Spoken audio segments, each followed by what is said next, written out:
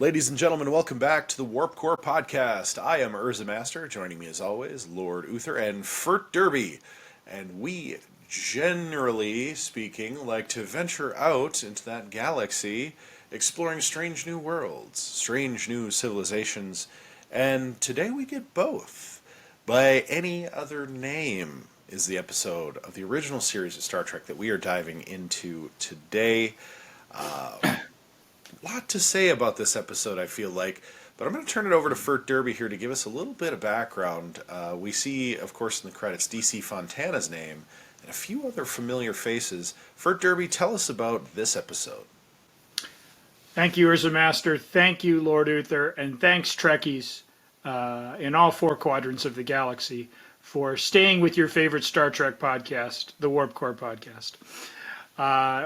This is By Any Other Name, a Star Trek episode which aired on February 23rd, 1968, with the departure of our co-champion Joseph Pevney a couple of episodes ago with the immunity syndrome.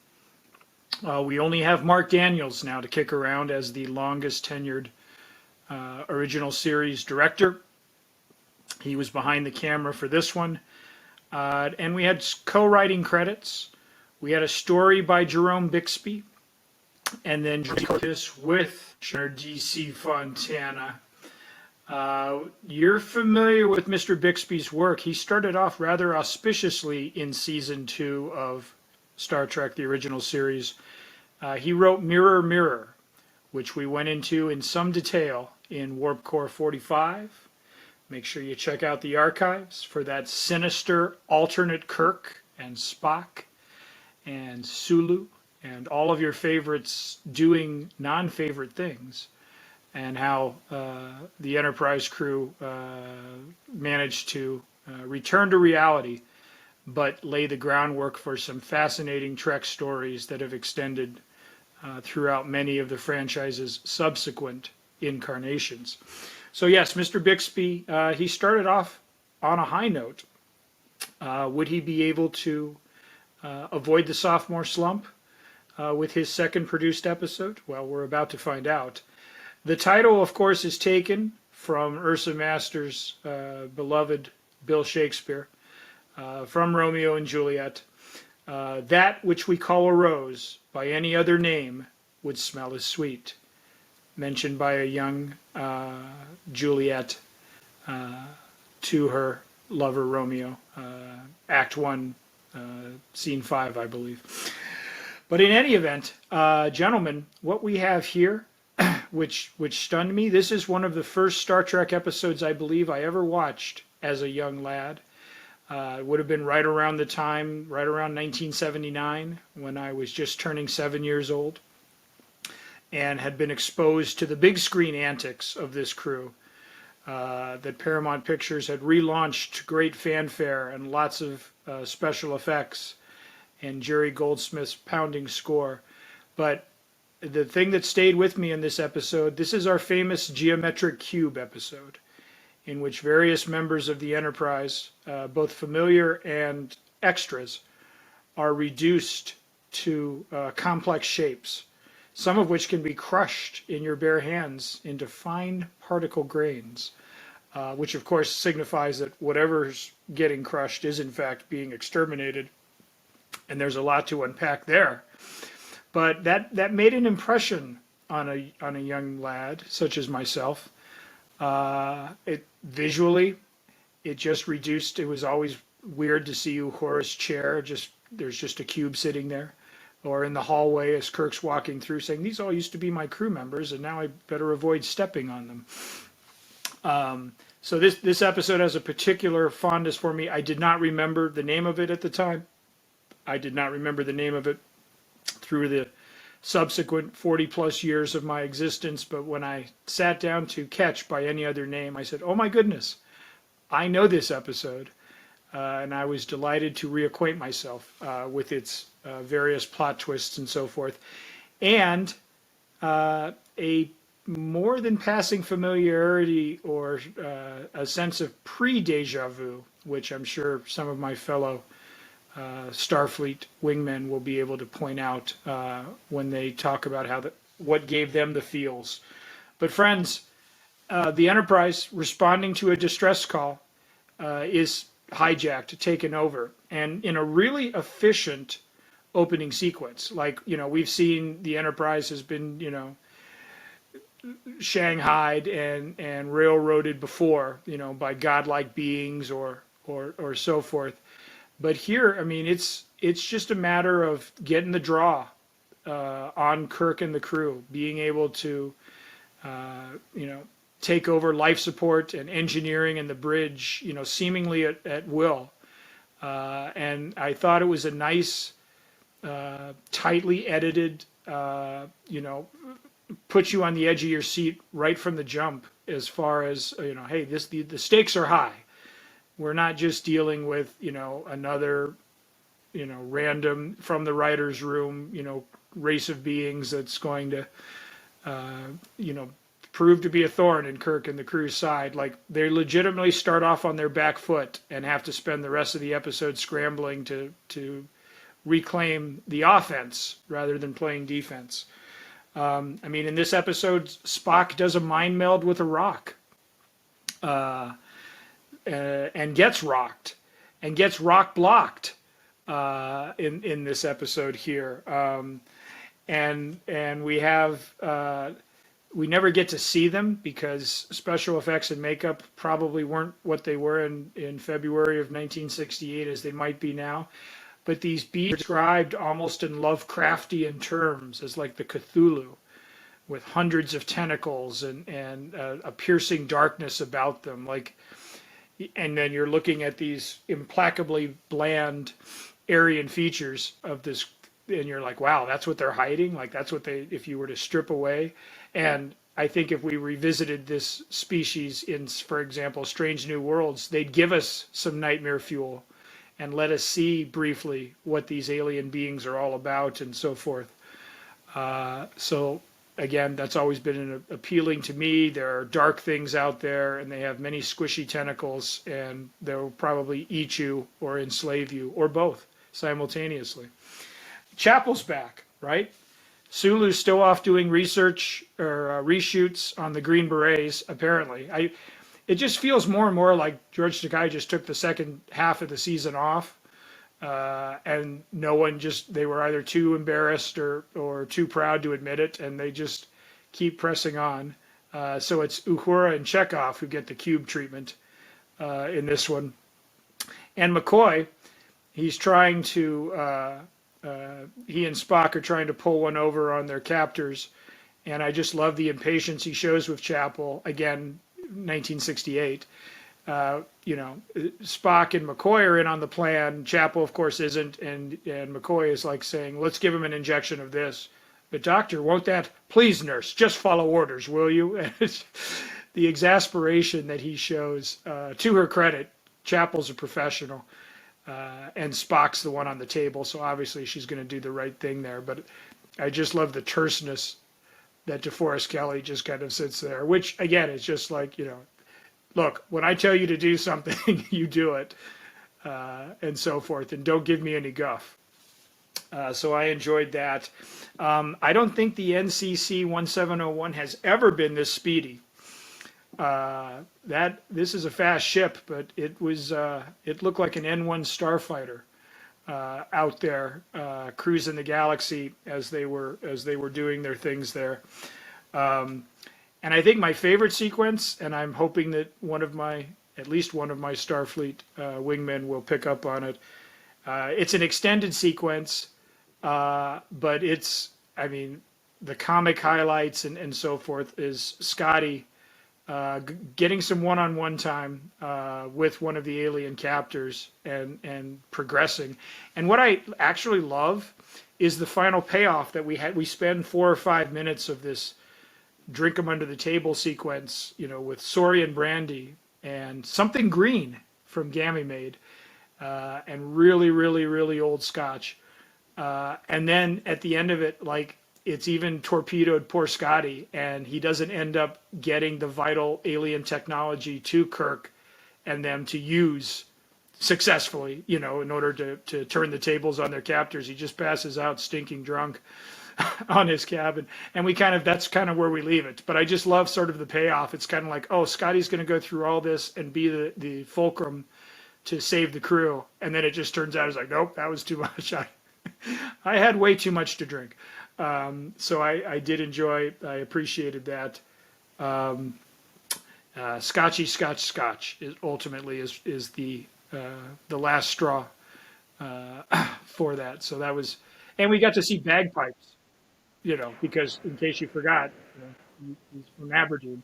So what better visual aid just to there than just throw up some Scottish bagpipes as a prop in Scotty's quarters, presumably. So, gentlemen, it's an episode that has real tension and real terror, but as the Enterprise crew scrambles to try and reverse the tide and get back in the driver's seat, you have all these sequences of Spock baiting the leader of the Rojam, and you have Kirk turning on the Lothario charms there with Kalinda, and there's a certain lightness of tone that whole, and Scotty with the drinking, that helps counterbalance it.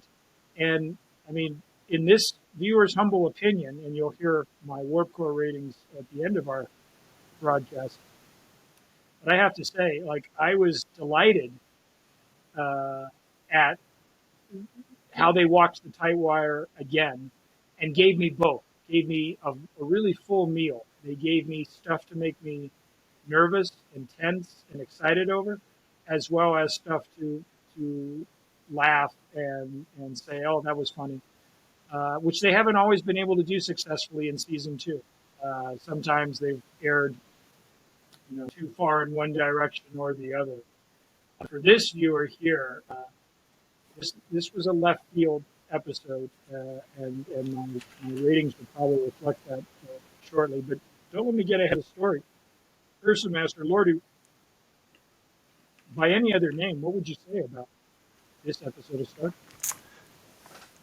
I was pleasantly surprised by this episode. I feel like each episode now, going into season two, towards the latter half, I'm like, is this one going to be hit or miss? Because some of these episodes I vaguely remember from years and years ago. I don't know that I ever. I don't want to say I've never seen this episode, but I think it was one that I probably saw and forgot. Because it's not anything terribly memorable, I would say. Like, it's interesting, like, oh, intergalactic travel, because I've always wondered why don't they go to other galaxies? They're always exploring this quadrant, that quadrant. What about other galaxies? Which I still think is the new frontier for Star Trek beyond Legacy or, kind of the sort of galactic travel of the Federation. I think that would be where they could go in the very distant Star Trek future. And I always forget, like, there is that barrier at the edge of the galaxy, and they've talked about it before, and I think they mentioned it briefly in the films. But I was surprised. Like, this kind of goes in the direction of explaining some of the reasons why they don't go beyond the galaxy. To take thousands of years, and it also kind of, presents kind of a unique sort of godlike creature situation, which is totally tropey. But this comes across in a little bit more believable fashion. Like, oh, they've got this technology. Oh, well, like Apollo, we'll just blow it up. Oh, we can't. Oh, okay. Well, then we'll try and steal it from them. Oh, we can't. Oh, like, it's not convenient. Every convenient out we've kind of seen thus far in the series, it's played out. They're a step ahead. Even the final finish, the final payoff, where it's like, oh, well, we'll just get in their heads and make them realize they have all these human impulses. It's not an easy or given. Like, you never at any point do you feel like they have the upper hand. And you get this tremendous amount of humor without, like, the ba-da-ba-ba-da and, kind of the, like, overly goofy. I have to say I actually enjoy the fact that Kirk, you know, gets the ladies again. I also thought it was interesting that they killed off the female ensign in the beginning rather than the other ensign. It seemed just like that was more expected, and Kirk was definitely more hurt, I think, by losing a female crew member than any other male crew member he's ever lost. So maybe that says something about Kirk, or just like the era, perhaps. But I was really pleasantly surprised. Now, is this like an earth-shattering episode? No, but it was fun. It was one that I didn't walk away from. I mean, I may have been doing other things a little bit, so it's not like this is no City at the Edge of the Forever, but it's definitely an episode that I thought was pretty, pretty, pretty good, to quote Larry David. I'm gonna go right for the Vulcan nerve pinch right away, and let's see if you guys. First of all, when you start and end the episode with the same line, and at the end it kind of brings everything together. Why have the episode in the first place? Which was, we can take this to the Federation, right? So he starts out with saying we should take this problem to the Federation. Right? And there's like this whole rejection of it. And then at the end, he says it again, and they accept the idea of going to the Federation with their problem. So that was my issue with the entire episode was, why does it exist? Because you just solved it with how you're kind of starting out. Like so that's where I struggled with that. But then I guess as a side thing, anytime you can turn crew members into little icebreaker ice cube gum pieces, the technology must be amazing that they possess. Also being able to push the Enterprise to warp 11, I thought we couldn't go beyond that, but I know that's not really established until Next Generation. And then when Spock does that, those modifications? Sorry, did they keep those? I mean, I wouldn't have given them back. It's like a great question. And then, Spock tries to mind meld with that rock, and the way he goes flying backwards, all I had in my mind was Marv Albert going, "Rejected!" Because that was the only thing I saw happening with Spock when he falls down. And then there's a series of, like, judo chops and trying to pinch people. I mean, there are so many, and again, I guess maybe, in 2024, looking back on it, it's things are a little different. And then of course we have the whole barrier thing, which is Star Trek 5 or 5, right?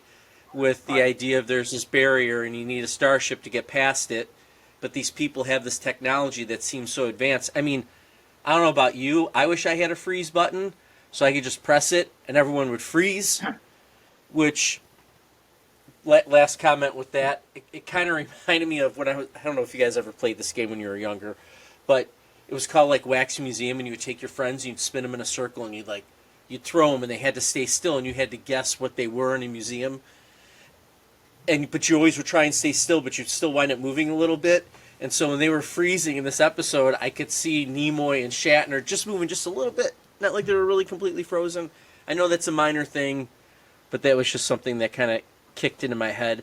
So I think you guys are being a little more forgiving with this episode. I will say this. I was also doing other things while watching this episode. So I wasn't completely, Heismaning the episode and walking away from it, but it wasn't keeping my attention fully throughout. So I struggled with this one a little bit. That's just kind of where I'm at. I'm surprised in terms of canon, or I mean, I know this is probably the last we want to be discussing when a franchise has gone over plus years and countless incarnations. But the similarities between this and Star Trek V, which was William Shatner's directorial effort for the big screen, there's too many to at least gloss over. Starting with responding to a distress call and the Enterprise getting hijacked, and then taken to a Great Barrier, which they'll pass through. Now, I saw Star Trek V and accepted everything that I was seeing in front of me, except for the crappy visual effects. But it almost feels like maybe it happened in 1968 and they didn't cast their memory back far enough, because there's some pretty forceful arguments made in that 1989 big screen adventure that we'll never make it past the Great Barrier. Well, I believe at least twice now in the original series they've made it past the Great Barrier, or at least proven that it is possible. So I'm curious why, I feel like when William Shatner was casting around ideas, and they've talked about how he developed the idea of God and God versus the Enterprise and things like that, this episode had to have come up in some discussion. It's not like they had, total amnesia. Oh, I don't remember that at all by any other name. But I feel like we are kind of, I don't know if there's an easy way for the writers in the room at the time or whatever to just palm that off. Oh, we'll try the Great Barrier again, because this one, it's clearly established. They made it, and they're in another galaxy, and they're going really fast. So that's something that does leap out to me. At some point, some of that just fell by the wayside, or they just decided, most people watch The Trouble with Tribbles. They never even bothered with this one. We'll get away with it. But there was a little bit of a continuity lapse for me. And I'm not a fan of like pointing those out. Look, they screwed up. But what do you guys think? Is it something that like sticks out? I mean, did you, as you were watching this, were you thinking, I've seen this somewhere before? Yeah, I mean, by any other name, that which we call Star Trek V is still pretty good. I enjoyed Star Trek V, so I mean, this episode for me, it was kind of nice. Like, but yeah, I do think it's one of those things where it's like, we've done this before, and memory being what memory is, I could see where come Viridian 3, you're like, it was Viridian 3? Yeah, I believe so. They may not quite Nimbus remember 3. the fact Sorry, that they've done this. Nimbus 3. Sorry. Nimbus 3. Or- Viridian 3 is where the Enterprise E That's crashes, Generations. right? Or Enterprise D. Thank you, Deanna Troy, for that. That was not my problem. It was not my doing. I don't know. I really enjoyed this episode for the reason of every godlike being episode we've had, I think thus far, and even going forward into the movies and everything, it's just so convenient. They talk their way out of it. They, overpower it somehow or outfox, the godlike entity.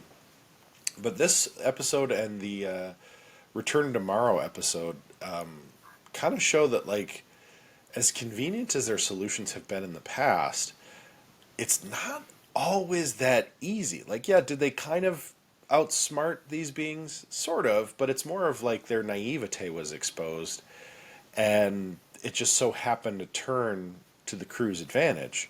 And I think they bring it up early in the episode, and this is where I think the episode scores some additional points with me, is that they're fully aware that their transit to the Andromeda Galaxy, it's a death sentence. Like, they will die en route.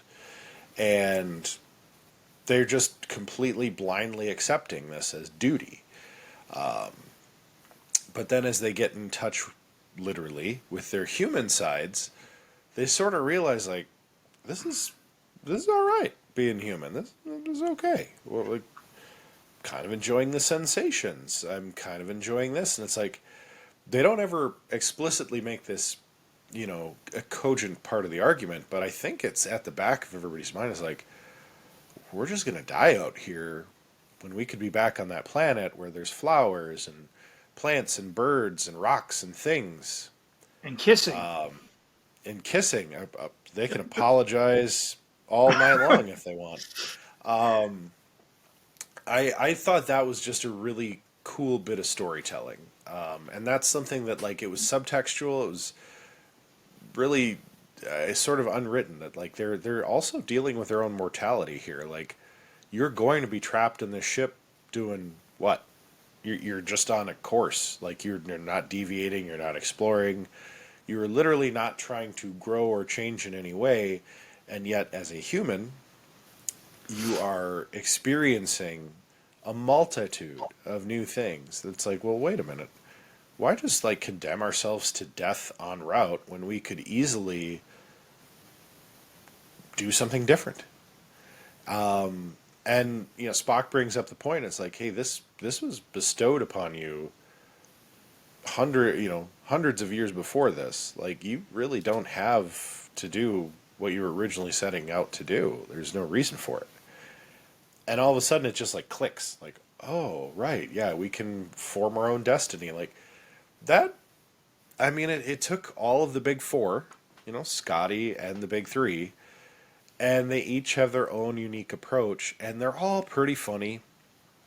They're all effective, and to be honest, it just feels very Star Trek. Like it just, despite itself, feels quite successful. So yeah, I think if you take this episode into account with Star Trek Five, I almost feel like the movie's just that much better for it. Which, anytime I could redeem Star Trek Five, I'm going to, because I thought it was pretty good. Because it's still, to this day, I will find myself at the grocery store quoting, "What does God need with a starship?" Much to the dismay of a bunch of people just randomly shopping. Like, what did he just say? So, that being said, we are obliged by tradition, by duty, here in our 61st episode of the Warp Core podcast, to establish a Warp Core rating for this episode. I'm going to go ahead and kick this one to Lord Uther, because I think he feels fairly strongly about where this episode falls in the measure of a Warp Core. Your arguments have helped elevate my score slightly. I'm going to go 4. I was going to go 3.5. I do like the idea that each of one of them, I did not think about that. Each one of them had their own approach to dealing with the people that could turn people into icebreaker, ice cube gum. So with that point, that has raised it up a half a core. So I will go for, again, decent enough episode, but not one I'd really write home to the Federation about. So we'll just go right back to you, Urza Master. I don't think it quite earned a 5. I think it's a 4.5 for me. A little bit better than a 4, because I think it would have been a 4 if it wasn't for, I feel like I'm saying 4 a lot. It would have been a 4 if it wasn't due to Scotty basically going toe-to-toe with an alien and virtually to a tie. I thought that was probably one of the finest sequences in Star Trek history, not to mention the fact that it is called back in one of my favorite Next Generation episodes, where Data echoes the line, "It is green." I thought that was brilliant. I never realized it was calling back to this episode, and the fact that they dug up this old fossil speaks to me. So 4.5 out of 7 warp cores for me. Well, gentlemen, just be patient with me for a moment, because I believe I'm going to be an outlier here. We rate these warp cores, hopefully from a holistic 30,000-foot view. How does this fit into the larger firmament of the show? How does it feel to watch it, in context, in a 2024 context? We have all these different metrics that we try to judge these things by. But ultimately, I think, how does it speak to us, the viewer? And I think both Lord Uther and Urza Master make clear and cogent points as to how it plays with them, and I accept that. But for me, for some reason, and I'm going to go out on a limb here. Like, we talk about foundational Star Trek, we talk about the ideal Star Trek, we talk about what Star Trek episodes would we take if we were marooned on Viridian 3 or Nimbus 3 or any other planet with a 3 in there. And this episode for me, out of nowhere, like a thunderbolt from Apollo, this episode to me, and credit Jerome Bixby again, and credit DC Fontana and whoever was, shepherding us. This to me felt like pure, 100% undiluted, uncut Star Trek, in which you got a little bit of everything. And, if you watched no other godlike being episodes, this could be the one that you kind of appreciated the trope and what it stood for. I'm going on a 7 for me, and I don't think that reflects. I don't think that reflects any other point of view than my own, in the sense that I think that this episode, for all the things we've talked about and just for all the things that kind of radiated with me, like, I didn't get up from my couch at all. I mean, I never do, because I have nothing else to do when I'm watching these things. You or gentlemen are busy with lives and construction projects and teaching our youth. But for me, I would show this episode in a vacuum to anyone who asks me, like, so what is this Star Trek again? Like, I feel like this episode says as well as any and as concisely as any as it does.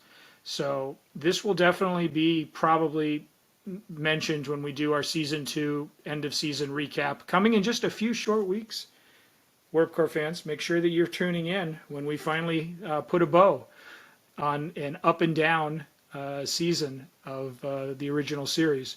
But I'm going to be the outlier. I'm going to say that this for me was classic, quintessential Star Trek, and deserves the highest honor, because I don't feel that any missteps that we might have come across, they don't distract from the larger mission, which is tell me invigorating, exciting, provocative science fiction stories in February of 1968, and this one sticks the landing. So there you have it, friends. You've heard it here first. 7. I think that's fair. I think we all have, and this is really the beauty of Star Trek, we all have those episodes that define Star Trek for us. We all have those characters that when they're having their character forward episode or movie, we're on board. That's Star Trek for us. So I love it. I love it, Fert Derby. I think that's very fair. And I think with time, this episode may be moving up that Warp Core ranking just out of nostalgia, appreciation. I think you got too much sun with that muscle shirt on, and it affected your Warp Core rating there, by the way. And I'm sure the only Bixby that agrees with you is Ken Bixby. So with that being said, take us out. And with that, we'll conclude our 61st episode of the Warp Core podcast. We venture again back to our galaxy, back to strange new worlds, back to new civilizations. And until then, live long and prosper.